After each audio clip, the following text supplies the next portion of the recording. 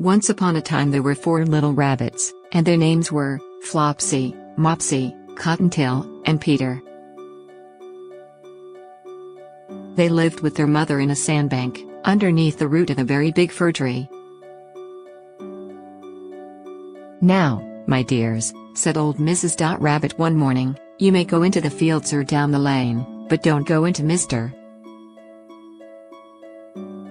McGregor's garden. Your father had an accident there, he was put in a pie by Mrs. McGregor. Now run along, and don't get into mischief. I am going out." Then old Mrs. Rabbit took a basket and her umbrella, to the baker's.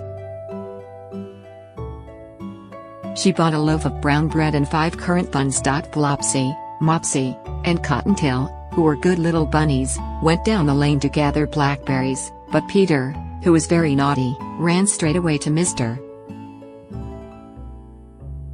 McGregor's garden and squeezed under the gate. First he ate some lettuces and some French beans, and then he ate some radishes, and then, feeling rather sick, he went to look for some parsley. But round the end of a cucumber frame, whom should he meet but Mr. McGregor? Mr. McGregor was on his hands and knees planting out young cabbages, but he jumped up and ran after Peter, waving a rake and calling out, "Stop, thief!" Peter was most dreadfully frightened. He rushed all over the garden, for he had forgotten the way back to the gate. He lost one of his shoes among the cabbages, and the other shoe amongst the potatoes. After losing them, he ran on 4 legs and went faster, so that I think he might have got away altogether if he had not unfortunately run into a gooseberry net, and got caught by the large buttons on his jacket. It was a blue jacket with brass buttons, quite new. Peter gave himself up for lost, and shed big tears, but his sobs were overheard by some friendly sparrows, who flew to him in great excitement, and implored him to exert himself. Mr. McGregor came up with a sieve, which he intended to pop upon the top of Peter, but Peter wriggled out just in time, leaving his jacket behind him, and rushed into the tool shed, and jumped into a can. It would have been a beautiful thing to hide in, if it had not had so much water in it. Mr. McGregor was quite sure that Peter was somewhere in the tool shed, perhaps hidden underneath a flower pot. He began to turn them over carefully, looking under each. Presently Peter sneezed, "Curtis coo, Mr. McGregor was after him in no time, and tried to put his foot upon Peter, who jumped out of the window, upsetting 3 plants. The window was too small for Mr. McGregor, and he was tired of running after Peter. He went back to his work. Peter sat down to rest. He was out of breath and trembling with fright, and he had not the least idea which way to go. Also he was very damp with sitting in the can. After a time he began to wander about, going lippity, lippity, not very fast, and looking all around. He found a door in a wall, but it was locked, and there was no room for a fat little rabbit to squeeze underneath.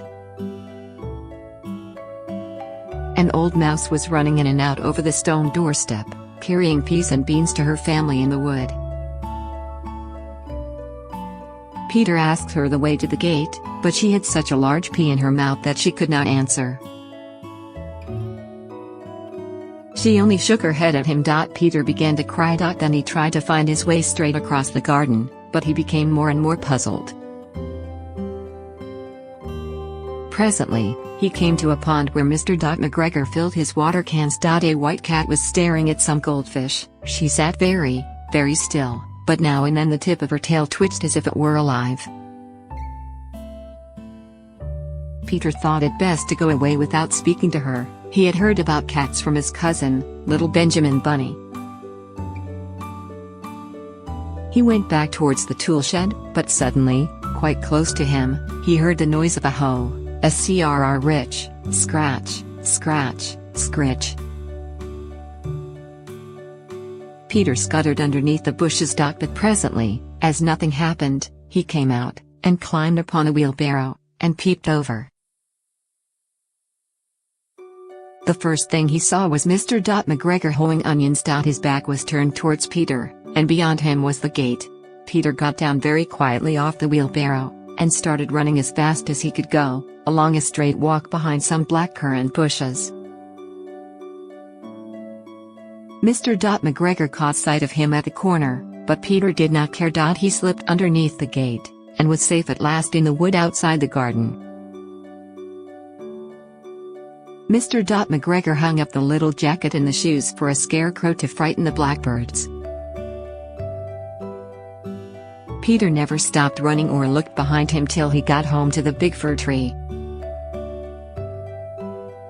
He was so tired that he flopped down upon the nice soft sand on the floor of the rabbit hole, and shut his eyes. His mother was busy cooking. She wondered what he had done with his clothes. It was the second little jacket and pair of shoes that Peter had lost in a fortnight. I am sorry to say that Peter was not very well during the evening.